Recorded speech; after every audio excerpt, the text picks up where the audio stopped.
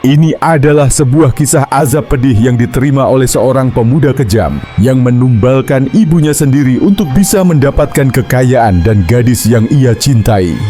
Begini kisah selengkapnya. Di sebuah desa terpencil yang terkenal dengan industri kayunya, hiduplah seorang pemuda bernama Rama.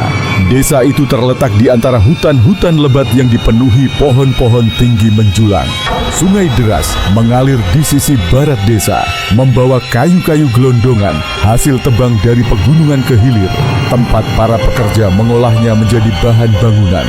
Desa itu makmur, tapi kemakmuran hanya dinikmati oleh segelintir orang. Salah satunya adalah keluarga Pak Wirya, seorang pengusaha kayu terbesar di daerah itu. Ia memiliki ratusan pekerja yang setiap harinya mengangkut, menebang, dan mengolah kayu dari hutan. Rumahnya adalah yang paling besar di desa, dengan halaman luas dan pagar tinggi yang membuatnya terlihat seperti istana di antara rumah-rumah warga yang lebih sederhana. Sementara itu, di sudut desa yang jauh dari kemewahan, berdiri sebuah rumah kayu kecil yang hampir roboh. Di sanalah Rama tinggal bersama ibunya yang sudah renta, Bu Sarmi. Sejak kecil Rama telah terbiasa hidup dalam kekurangan. Ayahnya meninggal ketika ia masih kecil akibat kecelakaan kerja di hutan. Tertimpa batang pohon besar yang ditebang sembarangan oleh pekerja lain. Sejak saat itu, hidup Rama dan ibunya bergantung pada upah kecil dari pekerjaan serabutan yang ia lakukan. Meski miskin, Rama adalah pemuda yang tampan dan pekerja keras. Setiap pagi, ia bangun sebelum matahari terbit untuk membantu para pekerja mengangkut kayu ke pabrik. Terkadang ia menjadi buruh kasar, terkadang pula ia membantu nelayan di sungai. Namun tak peduli seberapa keras ia bekerja, uang yang didapatnya tak pernah cukup untuk membuat kehidupannya lebih baik. Namun di balik semua penderitaan itu, ada satu hal yang membuat hidup Rama terasa lebih ringan. Naila adalah putri satu-satunya Pak Wirya. Ia bagaikan bunga terindah di desa itu, cantik, anggun, dan mempesona. Setiap kali Naila keluar rumah, banyak pemuda yang menoleh dan mengaguminya dari jauh. Rambutnya panjang dan hitam berkilau, matanya tajam namun teduh, dan cara bicaranya lembut meski terkadang terdengar angkuh. Sejak kecil, Naila selalu dikelilingi kemewahan dan kemudahan, membuatnya terbiasa mendapatkan segala yang ia inginkan. Rama telah jatuh cinta padanya sejak lama. Setiap kali ia melihat Naila lewat dengan gaun indahnya, hatinya berdebar. Namun ia sadar siapa dirinya. Ia hanyalah seorang pemuda miskin, sementara Naila adalah putri pengusaha kaya. Jarak antara mereka bagaikan langit dan bumi.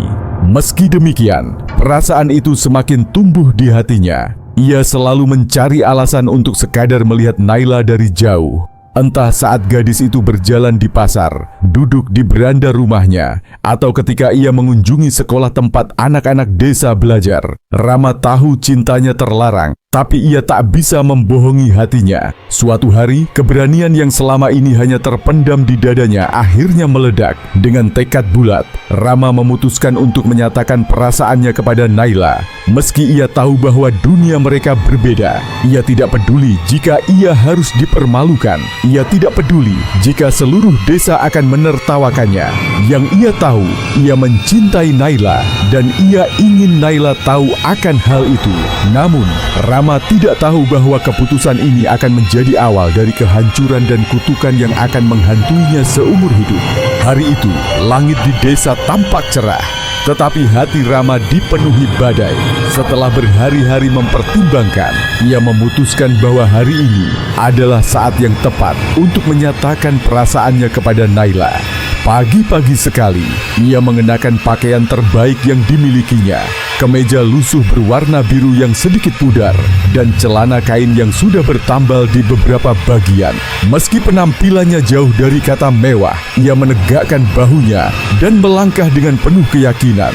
Di sepanjang jalan menuju rumah Pak Wirya, beberapa warga yang melihatnya berbisik-bisik, "Mau apa anak miskin itu ke rumah Pak Wirya? Jangan bilang dia mau melamar Naila. Hahaha, mimpi saja belum tentu bisa." Telinga Rama menangkap semua ejekan itu, tapi ia berusaha untuk tidak peduli. Hatinya tetap teguh. Baginya, ini adalah tentang keberanian. Saat tiba di depan gerbang rumah megah keluarga Naila, jantungnya berdetak semakin kencang. Ia menarik napas dalam-dalam, mencoba menenangkan diri sebelum mengetuk pagar besi yang tinggi. Tak lama kemudian, seorang pelayan keluar. "Ada keperluan apa?" tanyanya dengan nada heran melihat sosok lusuh berdiri di depan gerbang rumah majikannya. "Aku ingin bertemu dengan Naila," jawab Rama tegas. Pelayan itu mengernyit, lalu menggeleng. "Nona Naila tidak bisa bertemu dengan orang sembarangan. Aku mohon, katakan padanya bahwa Rama ingin berbicara dengannya," ujar Rama. Suaranya penuh harapan. Mungkin karena kasihan atau sekadar ingin tahu, pelayan itu akhirnya masuk ke dalam rumah, meninggalkan Rama menunggu di luar. Beberapa menit kemudian, suara langkah ringan terdengar dari balik pagar. Hati Rama berdebar kencang, dan di sanalah Naila muncul, berdiri anggun di balik gerbang. Ia mengenakan gaun sederhana berwarna putih, dengan rambut panjang yang tergerai indah. Wajahnya tetap cantik seperti yang selalu Rama bayangkan. Namun sorot matanya menunjukkan kebingungan dan sedikit kejengkelan. "Kau mau apa, Rama?" tanyanya. Suaranya dingin dan berjarak. Rama menelan ludah, mencoba mengumpulkan keberanian. "Naila, aku sudah lama ingin mengatakannya. Aku mencintaimu." Naila terdiam sejenak, lalu tertawa kecil. Tawa yang bukan karena bahagia, tetapi penuh ejekan. "Kau mencintaiku." Ia mengulang kata-kata itu seolah tidak percaya. Rama mengangguk, matanya penuh harap. "Aku tahu kita berbeda, tapi aku bersedia melakukan apapun untukmu. Aku akan bekerja lebih keras. Aku akan membuktikan bahwa aku layak untukmu." Naila menatapnya dengan sorot mata penuh penghinaan. "Rama, kau pikir aku bisa mencintai seseorang sepertimu? Kau hanya seorang pemuda miskin tanpa masa depan. Aku tidak akan pernah mau bersama orang sepertimu." Kata-kata itu terasa seperti belati yang menancap di hati Rama. Tapi sebelum ia bisa menjawab, Naila melanjutkan dengan nada yang lebih tajam. "Kau tahu apa bedanya kita? Aku ini putri seorang pengusaha besar. Sementara kau bahkan tidak bisa membeli pakaian yang layak. Aku tidak sudi memiliki seorang suami yang bahkan tak bisa memberi aku kehidupan layak. Jadi, jangan pernah bermimpi bisa bersamaku." Tertawa kecil, Naila berbalik dan melangkah pergi, meninggalkan Rama berdiri kaku di tempatnya. Dari balik pagar, para pelayan ikut tertawa pelan, seolah setuju dengan hinaan Naila. Rama tidak bisa bergerak, dunianya terasa runtuh seketika. Dadanya sesak, kepalanya pusing. Ia datang dengan harapan, tetapi kini ia pergi dengan luka yang dalam. Saat ia berjalan kembali ke rumahnya, ejekan warga desa kembali terdengar. Kasihan, anak miskin itu pasti sudah ditolak. Memangnya siapa dia? Mana mungkin gadis seperti Naila mau dengannya? Malam itu, Rama duduk di tepi sungai, menatap bayangan bulan di permukaan air yang tenang. Tangannya mengepal, matanya dipenuhi amarah dan rasa sakit. "Aku mencintainya. Aku ingin memilikinya. Aku tidak peduli bagaimana caranya. Naila harus jadi milikku." Pikiran itu semakin memenuhi kepalanya. Jika dunia menolaknya, maka ia akan mencari cara lain. Bahkan jika harus menempuh jalan yang gelap dan terlarang. Malam semakin larut, tetapi Rama belum juga pulang. Ia masih duduk di tepi sungai, menatap pantulan bulan di air yang beriak pelan. Di kepalanya, suara ejekan Naila terus menggema, bercampur dengan tawa merendahkan warga desa. "Aku tidak akan pernah mau bersama orang sepertimu." Kata-kata itu membakar dada Rama. Tangan kanannya mengepal kuat, kukunya hampir menembus kulit telapak tangannya. Rasa sakit karena penolakan itu perlahan berubah menjadi kemarahan. Ia telah bekerja keras, bertahan hidup dalam kemiskinan, tetapi tetap dipandang rendah. Apakah seseorang seperti dirinya memang ditakdirkan untuk selalu diinjak-injak? "Tidak, aku tidak akan menerima ini," gumamnya. Matanya bersinar tajam dalam kegelapan malam. Ia butuh cara, ia butuh kekuatan. Jika dunia tidak memberinya kesempatan, maka ia akan mengambilnya sendiri dengan cara apapun. Tiba-tiba, sebuah ingatan muncul di benaknya tentang seorang lelaki tua yang tinggal di hutan, di balik bukit yang jarang didatangi orang. Seorang dukun yang dikenal memiliki ilmu hitam. Orang-orang desa menghindari tempat itu, mengatakan bahwa siapapun yang meminta pertolongan kepada dukun itu pasti akan membayar harga yang mahal. Tapi Rama tidak peduli. Jika itu bisa membuat Naila jatuh cinta padanya, ia akan melakukannya. Tanpa ragu, ia bangkit dari duduknya dan melangkah menuju hutan. Hutan di malam hari terasa seperti dunia yang berbeda. Pepohonan menjulang tinggi seperti raksasa yang mengawasi setiap langkahnya. Suara burung hantu sesekali terdengar, disertai dengan desir angin yang berhembus di antara dedaunan. Rama terus berjalan, mengikuti jalan setapak yang semakin lama semakin gelap. Hanya cahaya rembulan yang samar-samar menuntunnya. Setelah hampir 1 jam berjalan, ia tiba di sebuah gubuk tua di tengah hutan. Gubuk itu terlihat menyeramkan. Atapnya sudah dipenuhi lumut, dindingnya miring seolah hampir runtuh, dan ada aroma busuk yang menyelinap di udara. Namun, yang paling membuat bulu kuduknya meremang adalah suara bisikan yang samar terdengar dari dalam gubuk. Seolah ada lebih dari 1 orang yang berbicara, tetapi suara mereka seperti berasal dari dunia lain. Rama menelan ludah, lalu menguatkan diri. Ia mengetuk pintu kayu yang sudah lapuk itu 3 kali. Terdengar suara langkah kaki dari dalam. Pintu itu perlahan terbuka, memperlihatkan seorang lelaki tua dengan wajah penuh kerutan dan mata yang redup namun tajam. "Kau sudah datang," kata lelaki tua itu. Suaranya dalam dan berat. Rama terkejut. "Apa maksudmu?" Dukun itu tersenyum tipis, memperlihatkan gigi-giginya yang kuning dan tak beraturan. "Tidak ada yang datang ke tempat ini tanpa tujuan. Aku tahu apa yang kau inginkan." Rama tercekat, seakan-akan orang tua itu bisa membaca pikirannya. "Masuklah," kata si dukun, lalu berbalik masuk ke dalam gubuk tanpa menunggu jawaban. Rama ragu sejenak, tetapi tekadnya sudah bulat. Ia melangkah masuk. Di dalam, suasana lebih mengerikan daripada yang ia bayangkan. Cahaya redup dari lilin yang hampir habis menerangi ruangan yang penuh dengan benda-benda aneh, tengkorak hewan, botol-botol kaca berisi cairan aneh, dan rajah-rajah hitam yang terukir di dinding. Dukun itu duduk di depan sebuah meja kecil, lalu mengangkat kepalanya, menatap Rama dengan tatapan tajam. "Kau ingin seorang gadis mencintaimu," katanya. Tanpa perlu mendengar penjelasan Rama, pemuda itu merasakan bulu kuduknya berdiri, tetapi ia mengangguk. "Dan kau ingin menjadi kaya," lanjut si dukun. Sekali lagi Rama mengangguk, lebih yakin kali ini. Dukun itu tersenyum, seolah menikmati situasi ini. "Itu bisa dilakukan, tapi semua hal besar di dunia ini memiliki harga. Apakah kau siap membayar harganya?" Rama menelan ludah. "Apa yang harus aku lakukan?" Dukun itu mengambil segenggam serbuk hitam dari sebuah kantong kulit, lalu melemparkannya ke atas api lilin. Seketika, api itu berkobar biru dan ruangan menjadi semakin mencekam. "Agar Naila mencintaimu, aku akan memberimu ajian pemikat. Ia akan tergila-gila padamu, tidak peduli siapa dirimu," kata dukun itu sambil meramu sesuatu di dalam mangkuk kayu. "Tetapi untuk menjadi kaya, kau membutuhkan pesugihan, dan pesugihan selalu meminta satu hal sebagai bayarannya." Rama menegang. "Apa itu?" Dukun itu menatapnya lama sebelum akhirnya berbisik, "Nyawa seseorang yang kau cintai." Ruangan terasa semakin sunyi. Rama menelan ludah, tubuhnya menegang. Bayangan ibunya yang sudah renta tiba-tiba melintas di pikirannya. "Kau tidak harus melakukannya," kata si dukun, seolah bisa membaca keraguan Rama.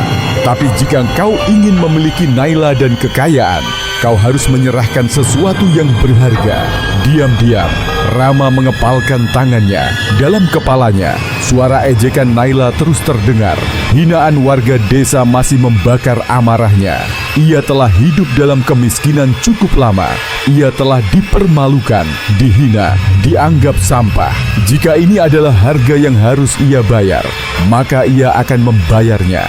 Dengan suara gemetar tapi penuh tekad, ia berkata, "Aku akan melakukannya." Dukun itu menyeringai dan perjanjian pun dimulai. Malam itu, angin berhembus lebih kencang dari biasanya. Langit di atas desa tampak gelap, seolah menandakan bahwa sesuatu yang mengerikan akan segera terjadi. Rama pulang dari hutan dengan langkah berat.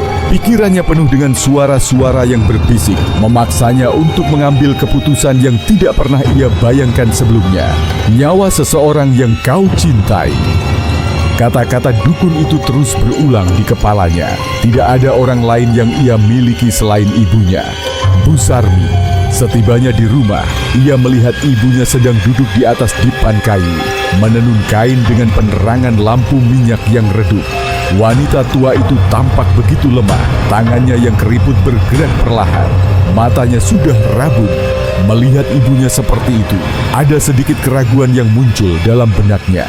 Bagaimanapun, Bu Sarmi adalah satu-satunya orang yang selalu ada untuknya.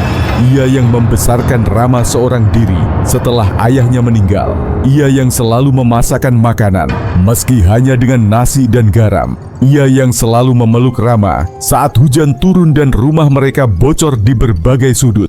Namun, di balik kenangan itu, suara lain dalam kepala Rama membisikkan sesuatu yang lebih kuat. Dia sudah tua. Hidupnya tidak akan lama lagi. Jika kau menyerahkannya, kau akan mendapatkan segalanya. Kekayaan Naila. Suara itu terus berulang, mempengaruhi pikirannya. Saat ibunya menoleh dan tersenyum kepadanya, Rama hanya berdiri diam di ambang pintu.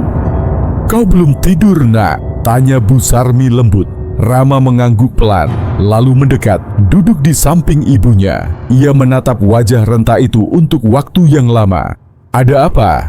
tanya Bu Sarmi lagi. Rama menggeleng, tetapi hatinya semakin bimbang. Ia tahu, begitu ia mengambil langkah ini, tidak akan ada jalan kembali. Namun hasratnya untuk memiliki Naila dan kekayaan jauh lebih besar daripada rasa sayangnya. Malam itu, ia membantu ibunya tidur lebih awal. Ia menyelimuti tubuh renta itu dengan penuh kelembutan, menatapnya untuk terakhir kalinya. Kemudian, ia berjalan ke belakang rumah. Di sana ia mulai menggali. Dukun itu telah memberinya petunjuk. Tanah yang akan menjadi persemayaman terakhir Tumbal harus digali oleh tangan orang yang akan melakukan pesugihan. Lubang itu harus cukup dalam agar roh Tumbal tidak bisa kembali mengganggu. Dengan tangan gemetar, Rama terus menggali. Keringat membasahi tubuhnya meskipun udara malam begitu dingin. Ia tidak lagi berpikir, ia hanya mengikuti apa yang telah ditentukan. Setelah lubang itu cukup dalam, ia kembali ke dalam rumah. Di bawah cahaya bulan yang samar, Rama mendekati ranjang ibunya. Ia mengambil kain panjang yang biasa dipakai ibunya untuk beribadah. Dengan tangan yang sudah berlumuran dosa, ia melilitkan kain itu ke leher wanita tua yang tak berdaya. Bu Sarmi terbangun dan tersentak. Matanya membelalak, mulutnya berusaha mengeluarkan suara, tetapi hanya ada erangan lirih yang keluar. Tangannya meronta, berusaha melepaskan lilitan itu. Namun Rama lebih kuat. Air matanya mengalir saat ia merasakan tubuh ibunya semakin lemah. Gerakan tangannya semakin melemah, hingga akhirnya berhenti sepenuhnya. Hening, Rama terdiam. Tubuhnya bergetar hebat. Ia tidak percaya bahwa tangannya sendiri baru saja menghabisi nyawa satu-satunya orang yang benar-benar mencintainya. Namun, ia tidak bisa berhenti sekarang. Dengan sisa tenaga yang ada, ia menggendong tubuh ibunya yang kini tak bernyawa dan membawanya ke lubang yang telah ia gali. Ia menatap wajah itu untuk terakhir kalinya sebelum menimbunnya dengan tanah, menutupi semua dosa yang telah ia lakukan. Saat gundukan tanah itu telah rata, angin tiba-tiba berhenti berhembus. Suara jangkrik yang sedari tadi nyaring berbunyi, mendadak lenyap. Dari balik hutan, terdengar bisikan samar. Tumbalnya telah diterima. Malam itu, Rama kembali ke rumahnya yang kini terasa kosong. Namun saat ia berbaring di lantai kayu yang dingin, sesuatu terjadi. Dari bawah rumah, terdengar suara berbisik, "Rama!" Matanya membelalak. Suara itu lirih, tetapi jelas. "Rama, kenapa, Nak?" Ia menutup telinganya, memejamkan mata erat-erat. Namun suara itu tidak berhenti. "Kenapa kau lakukan ini padaku?" Tiba-tiba, rumahnya terasa lebih dingin dari sebelumnya. Dan dari balik kegelapan, sesosok bayangan mulai muncul. Malam itu, Rama berbaring di lantai kayu rumahnya yang kini terasa begitu sepi. Tubuhnya lelah, tetapi pikirannya terus dihantui oleh suara-suara aneh yang semakin jelas. "Rama, kenapa nak?" Suara itu lirih, tetapi begitu nyata. Suara ibunya. Rama membuka matanya dengan napas tersengal. Ia menoleh ke sekeliling ruangan yang remang-remang. Hanya diterangi oleh cahaya lampu minyak yang hampir padam. Kemudian, ia mendengar sesuatu yang membuat tubuhnya membeku. Suara langkah kaki, pelan, terputus-putus. Suara itu berasal dari luar rumah, dari arah gundukan tanah yang baru saja ia timbun beberapa jam lalu. Jantungnya berdegup kencang. Dengan tangan gemetar, ia meraih pisau kecil di dekatnya dan berjalan menuju jendela. Ia mengintip keluar, berharap suara itu hanyalah imajinasinya. Namun, di bawah cahaya bulan yang samar, ia melihat sesuatu yang membuat darahnya membeku. Di tengah halaman belakang rumah, tepat di atas kuburan ibunya, ada jejak kaki berlumpur bergerak menuju rumah. Dan suara langkah itu masih terdengar. Rama mundur perlahan. Tubuhnya mulai gemetar hebat. Tiba-tiba, suara itu berhenti. Hening. Seketika, lampu minyak di dalam rumah padam dengan sendirinya. Gelap total. Dan dalam kegelapan itu, suara berbisik kembali terdengar. "Rama, aku kedinginan." Seketika, pintu rumahnya berderit terbuka. Rama menahan napas. Dengan tangan gemetar, ia melangkah mundur. Dalam kegelapan itu, ia bisa melihat sesuatu berdiri di ambang pintu. Sosok itu mirip ibunya, tetapi tubuhnya membusuk. Wajahnya pucat dengan mata kosong yang menghitam. Pakaiannya yang lusuh penuh dengan tanah. Dan yang paling mengerikan, sosok itu tersenyum kepadanya. "Kenapa kau lakukan ini padaku, nak?" Rama berteriak, melompat mundur hingga tubuhnya membentur dinding. Keringat dingin membasahi wajahnya, napasnya tersengal. Sosok itu berjalan perlahan ke arahnya. "Tidak, pergi!" Rama berteriak sekuat tenaga. Ia meraih pisau di lantai dan mengacungkannya. Namun dalam sekejap mata, sosok itu menghilang. Suasana kembali hening. Rama berdiri gemetar di sudut ruangan. Matanya liar mencari keberadaan sosok itu. Kemudian, ia mendengar suara di belakangnya. "Aku akan selalu bersamamu, nak." Rama menoleh dengan ketakutan, dan ia melihat sesuatu yang tak akan pernah bisa ia lupakan. Dari sudut ruangan, bayangan hitam melompat ke arahnya. Dalam sekejap, semuanya menjadi gelap. Pagi harinya, Rama terbangun dengan tubuh berkeringat dan napas tersengal. Ia masih berada di rumahnya, tetapi suasana sudah berubah. Semua terasa lebih sunyi. Tidak ada lagi suara burung berkicau di pagi hari. Udara di sekelilingnya terasa dingin dan berat. Ia memeriksa sekeliling rumah. Tidak ada jejak tanah. Tidak ada sosok ibunya. Sejenak, ia berpikir bahwa semuanya hanya mimpi buruk akibat rasa bersalah yang menghantuinya. Namun saat ia keluar rumah, sesuatu yang aneh terjadi. Di halaman rumahnya, tepat di bekas kuburan ibunya, tumpukan uang berserakan. Uang dalam jumlah yang tidak pernah ia bayangkan sebelumnya. Rama terpaku. Ia meraih selembar uang, merasakan teksturnya yang nyata di antara jari-jarinya. Dukun itu tidak berbohong. Ia kini kaya raya. Namun saat ia menoleh ke arah rumahnya, sesuatu yang lebih mengerikan terjadi. Di dinding kayu rumahnya yang lusuh, tertulis sesuatu dengan darah. "Aku selalu bersamamu." Rama tercekat, namun ia menggelengkan kepala, menekan ketakutan itu ke dalam hatinya. Ia telah mendapatkan apa yang ia inginkan. Kekayaan ini adalah miliknya sekarang. Ia tidak akan menyia-nyiakannya. Dengan hati yang berdebar, ia mengumpulkan semua uang itu, lalu segera pergi ke desa untuk memulai kehidupan barunya. Ia kini adalah orang kaya baru, dan yang lebih penting lagi, ia akan mendapatkan Naila. Rama kembali ke desa dengan penampilan yang berbeda. Kini, ia bukan lagi pemuda miskin dengan pakaian lusuh. Dengan kekayaan yang kini ia miliki, ia membeli pakaian terbaik di kota, mengenakan sepatu kulit yang mengkilap, dan bahkan menyewa pengawal untuk berjalan di belakangnya. Warga desa yang sebelumnya menertawakannya, kini menatapnya dengan kagum dan iri. Bukankah itu Rama? Bagaimana bisa dia sekaya ini? Dulu dia hanya buruh kasar, tapi lihat sekarang, dari mana dia mendapatkan semua itu? Gosip mulai menyebar, tetapi Rama tidak peduli. Ia hanya memiliki satu tujuan, Naila. Hari itu juga, ia pergi ke rumah Pak Wirya dengan percaya diri yang baru.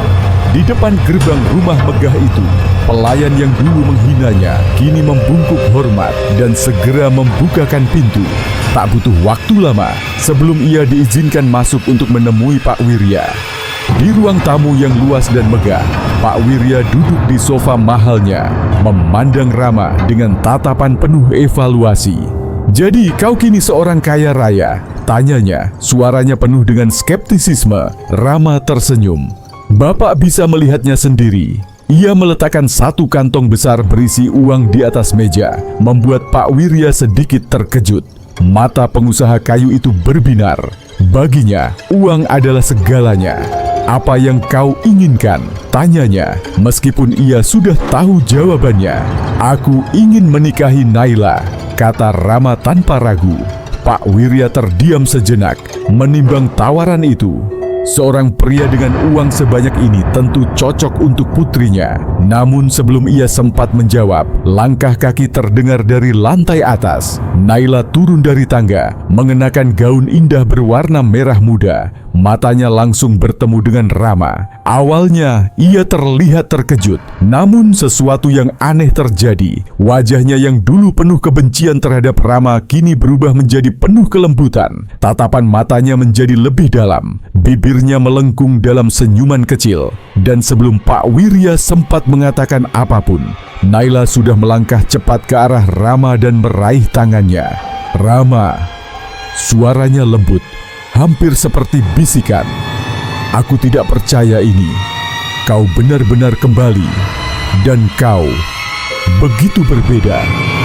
Matanya berbinar, penuh dengan kekaguman yang tidak wajar. Rama tersenyum tipis.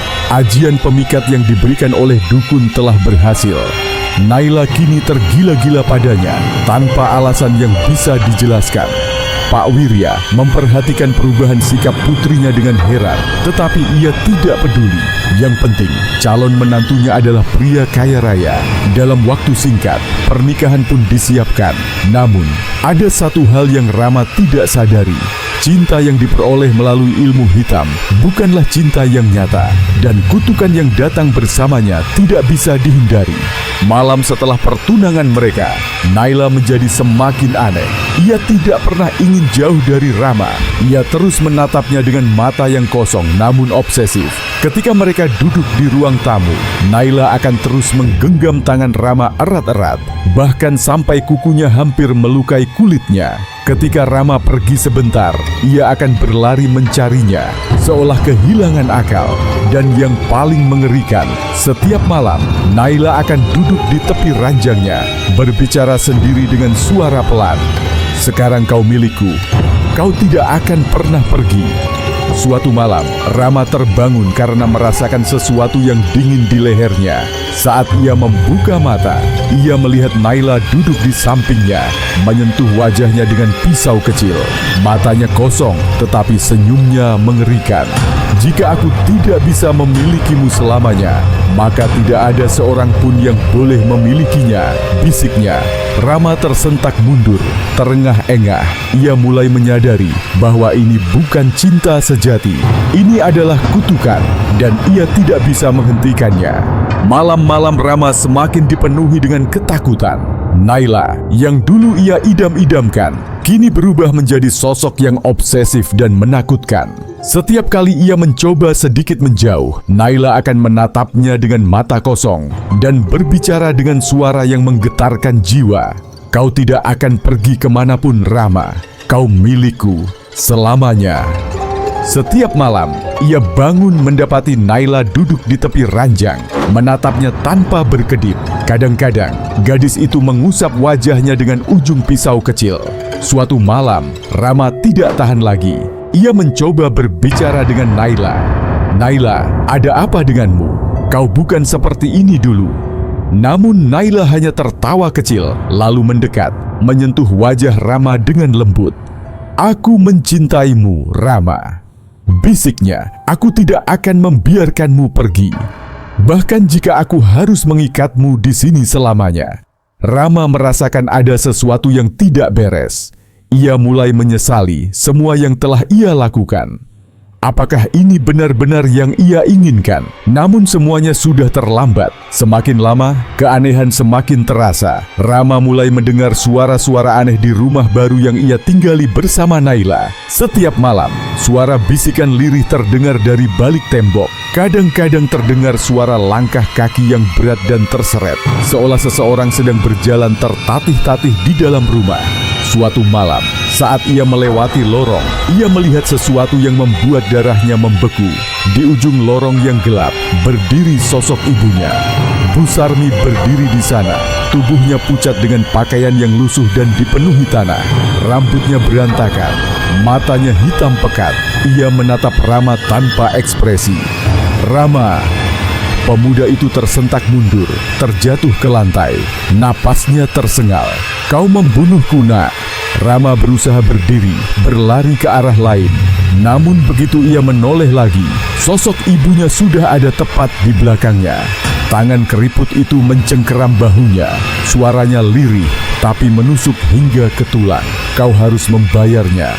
Rama berteriak sekuat tenaga, dan semuanya menjadi gelap. Keesokan harinya, Rama bangun dengan tubuh yang gemetar. Ia tahu kutukan ini nyata. Ia mencoba melarikan diri dari rumah, tetapi Naila selalu menghalanginya. "Kau tidak akan pergi, Rama. Aku tidak akan membiarkanmu pergi," katanya dengan tatapan tajam. Bahkan, saat Rama mencoba mencari bantuan, orang-orang desa menatapnya dengan heran. Mereka tidak melihat sesuatu yang salah. Bagi mereka, Naila hanyalah seorang istri yang sangat mencintai suaminya. Tak ada yang tahu bahwa di balik senyuman manisnya, Naila telah berubah menjadi sesuatu yang lebih dari manusia. Dan tak ada yang tahu bahwa roh Bu Sarmi kini menghantui setiap langkah Rama. Ia tidak bisa tidur, ia tidak bisa makan. Setiap kali ia mencoba memejamkan mata, ia melihat bayangan ibunya yang mati dengan wajah penuh dendam. Hingga akhirnya, Rama memutuskan untuk melakukan satu hal terakhir. Ia harus menemui dukun itu lagi. Ia harus menghentikan semua ini sebelum semuanya terlambat. Malam itu, Rama berlari menuju hutan, ke tempat dukun yang telah memberinya kekuatan. Namun, sesampainya di sana, gubuk itu telah terbakar habis. Tidak ada tanda-tanda kehidupan. Tidak ada siapapun yang bisa membantunya. Suara angin malam terdengar seperti bisikan maut. Dan tiba-tiba terdengar langkah kaki dari belakangnya. Ia menoleh, dan di sana Naila berdiri. Wajahnya pucat, matanya merah menyala seperti bara api. "Kau mencoba meninggalkanku, Rama." Suaranya datar, dingin. Perlahan, ia mengangkat tangannya, dan dalam genggamannya ada pisau berlumuran darah. Rama mundur, langkahnya goyah. Namun tanpa ia sadari, di belakangnya adalah jurang yang dalam. "Jika kau tidak bisa bersamaku," bisik Naila, "maka kau tidak akan bersama siapapun." Dengan satu langkah maju, Naila mendorongnya. Rama jatuh ke belakang. Udara dingin menampar wajahnya saat tubuhnya terjun ke dalam kegelapan. Teriakannya menggema di seluruh hutan. Dan kemudian, sunyi. Keesokan harinya, warga desa mencari Rama, tetapi tidak pernah menemukan mayatnya. Beberapa orang percaya bahwa ia mati terjatuh di dasar jurang. Namun, beberapa orang lain bersumpah bahwa di malam-malam tertentu, jika kau berjalan di sekitar jurang itu, kau bisa mendengar suara tawa kecil yang menggema di antara pepohonan. Tawa yang terdengar samar, tawa yang menyerupai suara Rama. Dan di antara bisikan angin malam, suara seorang wanita terdengar memanggil dengan lembut, "Rama, kau milikku selamanya."